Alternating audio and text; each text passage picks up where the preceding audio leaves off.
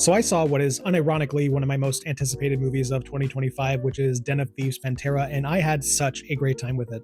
I remember seeing the original Den of Thieves when it came out and being genuinely surprised at how good it was, even as someone who generally likes a lot of Gerard Butler movies.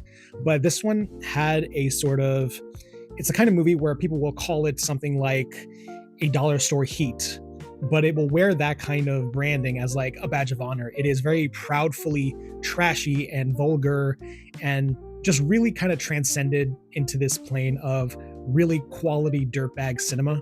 And this as a sequel feels like a bit of a different vibe. It's not quite as grimy. It's not as full of these gross and toxic displays of machismo. And it is a bit more refined stylistically and feels less like a Heat knockoff and more closer to something like the 1998 film Ronin, which feels appropriate because this does take place in Europe and deals with another heist and a really cool car chase. In fact, the entire last third of this film is so good. There is an excellent heist sequence in this that is mostly silent, and it is just absolutely riveting.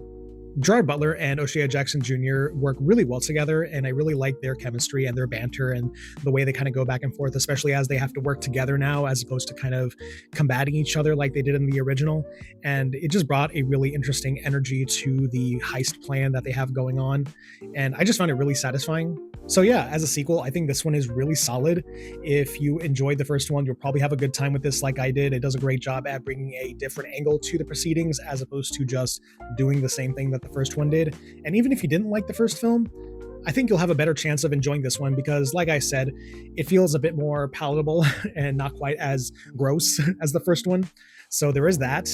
But I think it works for the film's favor. I think it really does a good job at kind of setting itself apart while also pushing the story of the characters further.